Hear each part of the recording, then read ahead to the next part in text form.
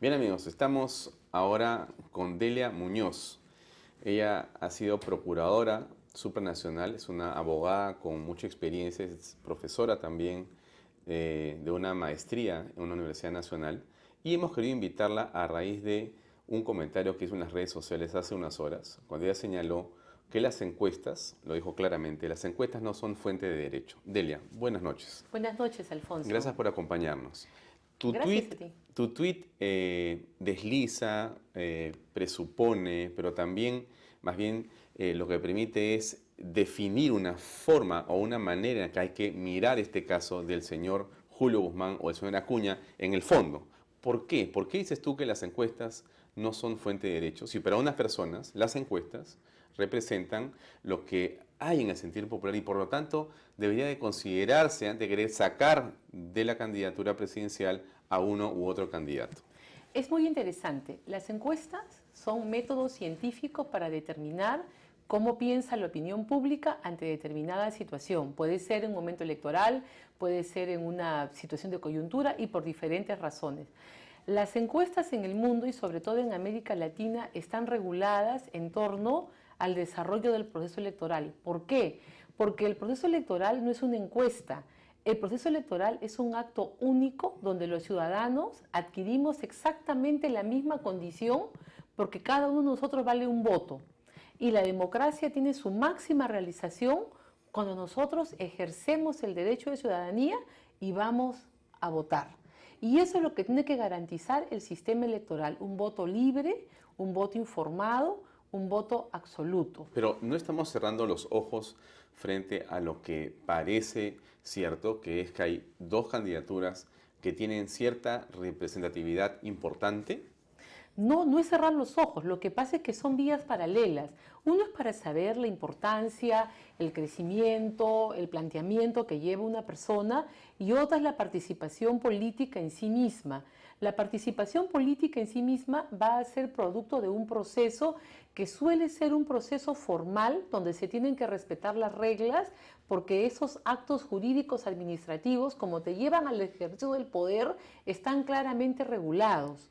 Entonces acá, en los casos que estamos viendo en el Perú, se están mezclando las intenciones de voto, las preferencias, las opiniones, las ideologías con el desarrollo del proceso formal para llegar a un momento electoral limpio. Ya, pero en un país con partidos políticos tan folclóricos como los que tenemos, donde muchas veces son simplemente reuniones de amigos, ¿cómo podemos exigirle, en el caso del señor Guzmán, por ejemplo, que tenga o haya tenido tanta, digamos, rigurosidad en hacer su democracia interna, si en realidad podríamos perdonarle, digamos, esas imperfecciones o faltas en el ánimo justamente de poder avalar o entender una, digamos, mayoritaria sensación de apoyo hacia su candidatura? Muy bien, agarremos el apoyo, tomemos las encuestas y dejemos a un lado las normas. Y entonces mañana decidimos tú y yo con 20 amigos más y le decimos a los señores del jurado que para qué preocuparse por las normas. Keiko Fujimori, como líder de Fuerza Popular, creo que lleva 14 encuestas liderando la intención de voto nacional de una forma indubitable por encima del 30%. El señor Guzmán con 2 encuestas está 16 y 20. Entonces, de una vez, o hacemos la segunda vuelta o de repente le elegimos de frente a la señora Keiko presidenta, porque ¿para qué hacernos problemas? ¿Para qué están las leyes? ¿Para qué está la regulación? Escuchemos la voz de las encuestas. A eso va mi punto. Tú no puedes poner a una por encima de otra. Y quizá alguien podría reclamar también que quien tiene 0% en la encuesta. Ah, ya no existe. Según la encuesta ya no existe. Pero yo pregunto lo siguiente, quien tuvo 0 fue el señor Acuña en su momento y el señor Guzmán en su momento. Ellos tuvieron 0 también. Y entonces, subieron. si utilizamos el pensamiento Guzmán, entonces ellos no deberían tener ninguna, digamos, consideración. Claro. Y habría que trabajar solamente sobre los dos primeros, el que está primero y el que está segundo. Así es, cuando se convoca elecciones, que es la otra posibilidad que usan los señores que están en el partido de Alianza por el Perú, cuando se convoca elecciones los punteros eran PPK y Fuerza Popular. Entonces ahí todos por el Perú, todos por el Perú. No, Fuerza Popular. Ah, ya, Fuerza Popular. Fuerza Popular, ¿no? En el momento en el que se hace el corte de convocatoria de elecciones, ellos eran los que veían, entonces ahí cerrábamos. Y los señores de Todos por el Perú estaban en el rubro otros, en el pelotón. Y entonces hubiéramos hecho ahí el corte ya, ¿para qué preocuparnos? ¿Para qué seguir adelante? ¿Para qué usar el sistema? Ahora, una reflexión que importa es señalarle a las personas que nos escuchan que es que la, digamos, percepción de la opinión pública sobre las candidaturas es un sub y baja, ¿no es cierto? Así es. Entonces, hay momentos en los cuales la opinión pública está de acuerdo con un candidato o con su desempeño, puede estar arriba, pero después cambia por alguna razón y puede estar abajo. Eso no lo hace más o menos legítimo. Exactamente, y vamos a tu pregunta anterior, donde tú hablabas ante la ausencia de partidos políticos fuertes. La opinión ciudadana es cambiante y según los estudios que se han hecho, los ciudadanos peruanos escogemos la última semana, el último día y en la cola. Por Yo lo tanto, todavía lo que está pasando hoy a 34 días... no necesariamente es lo que yo voy a pensar el día de la elección, que es cuando yo ejerzo mi ciudadanía depositando mi voto. ¿Y por qué Delia hay ese cambio en las personas? ¿Por qué ocurre que tú hoy a 34 días, siendo un tema tan importante el de ser o no elegido presidente, por qué es que las personas todavía hoy no definen y pueden tener un cambio radical de alguna manera en 34 días? ¿Por qué ocurre Porque eso? no discutimos ideologías, porque no discutimos sobre la base de planteamientos concretos, no discutimos sobre modelos, Si no, discutimos sobre si el señor es amigo de tal, si el señor fue denunciado, si el señor tiene una bonita propaganda, que si bailó bien, que si fue un meeting. Sobre ese tipo de percepciones de validez de las personas es que estamos escogiendo. Ese es el drama y ese es el problema que tenemos que afrontar. Y es en ese contexto donde hay que apoyar la institucionalidad. El Jurado Nacional de Elecciones merece muchas críticas mías, pero a la vez que yo lo critico, lo respeto, porque es lo que está llevándonos a que es la cuarta oportunidad en que vamos a elegir democráticamente a un presidente. ¿tú no crees que hablar de leguleyadas, en el sentido de decir de que esto es un excesivo celo sobre lo que pasa con Guzmán y con Acuña, en realidad es una manera en que la gente percibe esta situación? ¿Demasiada leguleyada? No es demasiada leguleyada. Hace años que el sistema del jurado funciona. Las tachas, la eliminación de candidatos es una constante que se ha venido dando a través de los más diversos procesos electorales, donde si no respetas las pautas, las formalidades establecidas, no puedes continuar adelante. Que podemos estar de acuerdo en que es demasiado exigente, está bien, pero cámbialo. No puedes venir ahora a decir, en base a la encuesta, no me apliques la norma a mí. Una parte de la resolución del Jurado Electoral Especial decía que tiene que ser aplicable a todos por igual el derecho y por lo tanto, si todos han cumplido, yo no podría o debería ser una excepción con uno que no cumple, porque entonces estaría no favoreciéndolo, estaría más bien en contra de los demás que sí cumplieron con ese requisito. Mira, acá han tenido que ponderar entre dos tipos de derechos y van a tener que volver a hacerlo, entre el derecho de participar en la vida política y el derecho de igualdad de trato, ¿no? Entonces, el derecho de participar en la vida política en el Perú se ejerce mediante un partido político o una organización política o un frente regional, según el tipo de elecciones en el que estamos. Yo no puedo ir mañana sola al Jurado Nacional de Elecciones y decirle, yo quiero ser candidata, así que inscríbame.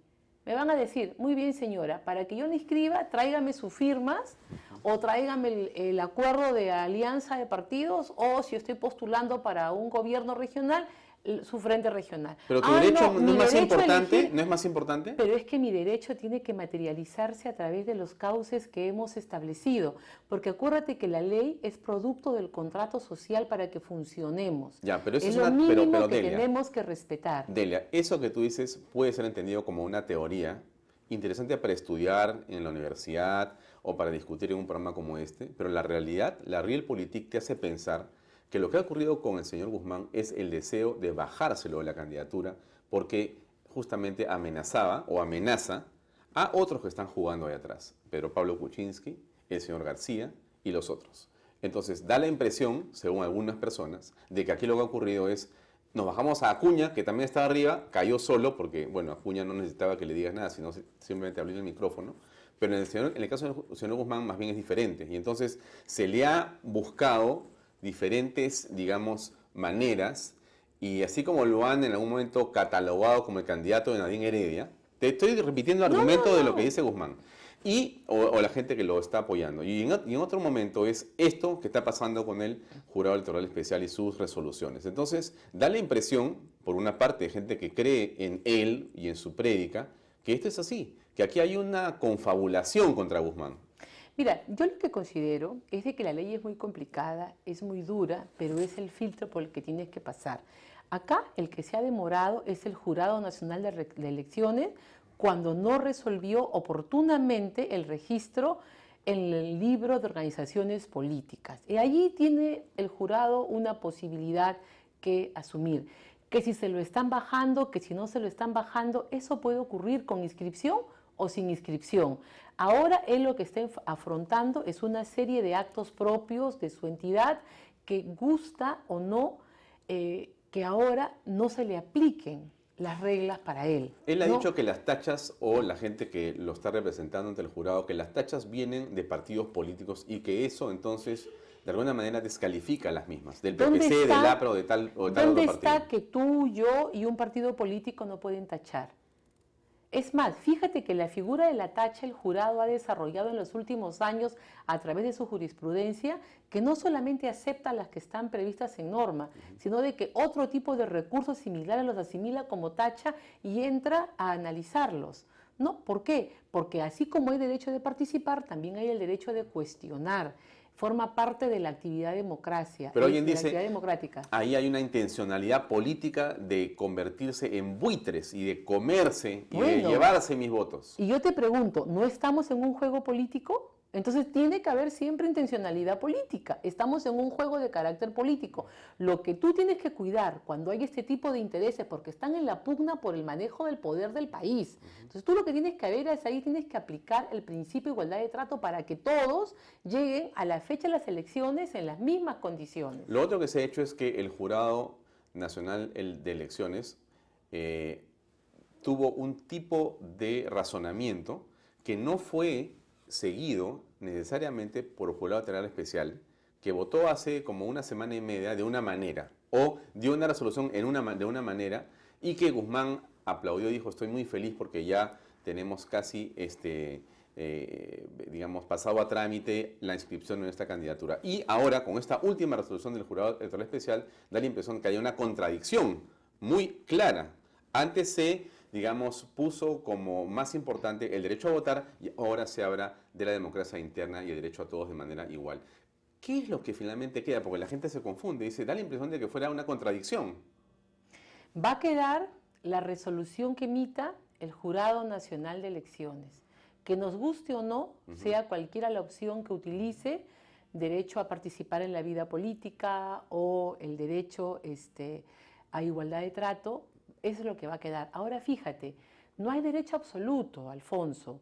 Todos los derechos admiten restricciones. Tenemos una ley que te prohíbe postular a quienes han sido objeto de condenas por delito de terrorismo. No pueden postular quienes tienen deudas alimentarias. Entonces también les estamos restringiendo el derecho a la participación en la vida política. Las sociedades tienen pactos, tienen acuerdos que se reflejan en normas. No nos gusta, las criticamos, estoy totalmente en esa línea, pero cámbiala. Ya, no pidas para ti un privilegio.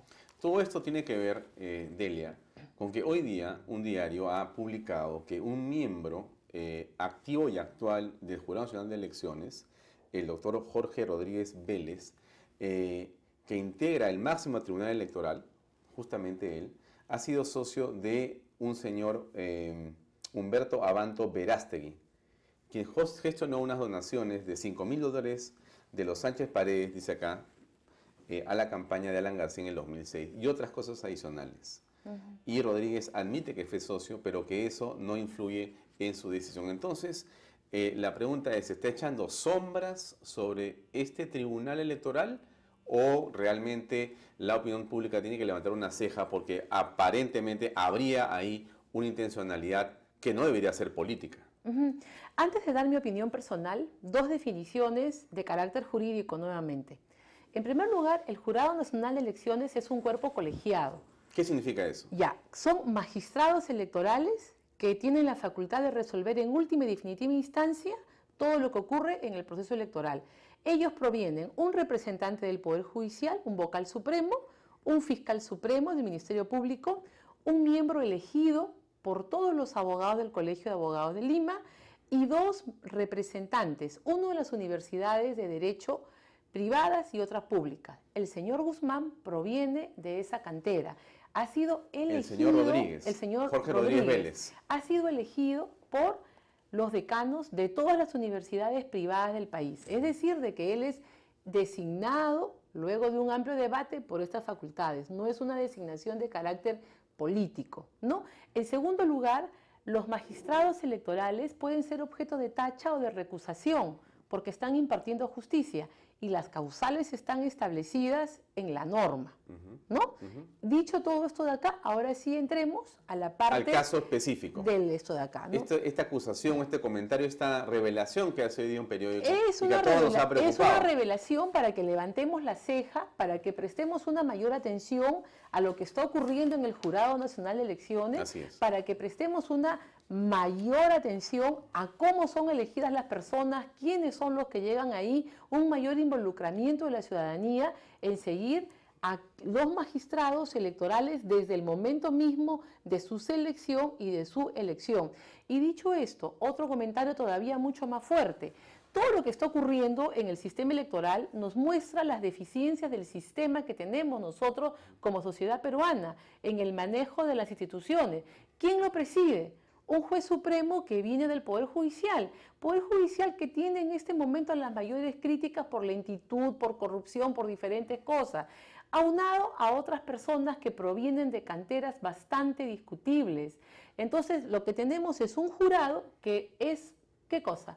El reflejo de cómo funciona la autoridad y las organizaciones en el país. Ya, pero eso ¿no? quiere decir que hay que estar, digamos, preparados para cualquier tipo de sorpresa, ¿no? No, yo pienso de que está muy bien, de que el ojo vigilante de la ciudadanía está allí. A mí lo que me parece es que no podemos hablar de fraude, de que no podemos echar fácilmente barro sobre esas personas. Vigilantes sí, pero respetemos, ¿está en causal prevista en la norma, no está causal prevista en la norma? Muy bien, y veamos, ¿no?, si hay orientación o no en sus fallos.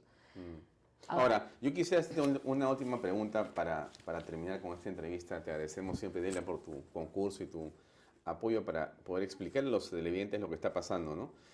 Se habla de apelaciones, es decir, Guzmán ha señalado que ellos van a continuar, creo que también el señor Acuña, en el sentido que esto, después de que el Jurado Nacional de Elecciones finalmente dé su fallo en última instancia, ellos van a seguir con un amparo, con la Comisión de Derechos Americanos, en fin, van a hacer todo un tema de apelaciones que puede terminar no sabemos cuándo. Esto es así porque yo ayer comentaba que el artículo 142 de la Carta Magna señala expresamente que el Jurado Nacional de Elecciones vota en última instancia y no hay apelación contra eso. Bueno, pero en realidad da la impresión que fuera relativo. Es relativo porque no va a faltar un abogado que dirá, no, sí se puede ir al Tribunal de la Haya y presentar ahí, no sé, evidentemente una acción. Debe ser una broma en realidad en el fondo, pero que es una broma trágica en realidad, porque aquí da la impresión que esto no va a terminar nunca. ¿Es así? Mira, los modelos mundiales electorales, en la medida de que regulan el ejercicio de derechos fundamentales, van a ser siempre modelos muy rigurosos y con plazos preclusivos y con términos también bastante firmes. Según nuestra Constitución, el jurado es la última instancia y su palabra, nos guste o no, es la definitiva. Para mí, dictada la resolución del jurado, la única instancia que quedaría es recurrir a la Comisión Interamericana de Derechos Humanos para que, si ellos demuestran de que hay una violación generada por el Estado peruano, se reconozca algún tipo de derecho. Sin embargo, en el Perú, en los últimos tiempos, el Tribunal Constitucional ha venido aceptando la interposición de demandas de amparo contra decisiones del Jurado Nacional de Elecciones, ¿no? Por lo tanto, seguramente vamos a ver dos nuevas vías, la constitucional y la internacional. De todas maneras, hay entonces un espacio adicional no para Guzmán. Exista, son espacios donde él puede ejercer su derecho de continuar reclamando.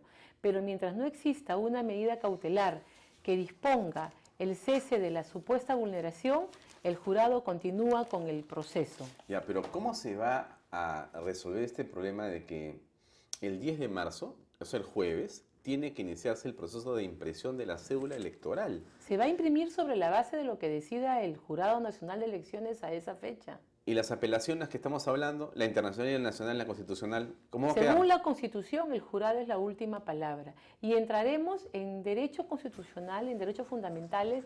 Hay una situación que se llama el daño irreparable. Podrían incurrir en ese tipo de situaciones si es que ellos demuestran de que hubo una vulneración y luego el Estado tendrá que responder, cambiar Ya, pero una norma, no, lo que fuera. el amparo que ellos presenten no permitiría que el jurado, obligado por este amparo, incluya el nombre de Guzmán en la cédula de votación. Salvo que les den una medida cautelar de carácter excepcional, ¿no? Podría ser. Podría darse el caso. Siempre hay abogado para cualquier causa. Siempre hay un abogado, y yo siempre recurro a Ricardo Palma, que menciona que Dimas de la Tijereta, un abogado peruano, fue el único que le ganó un juicio al diablo. Bueno, estamos ante entonces cualquier cosa.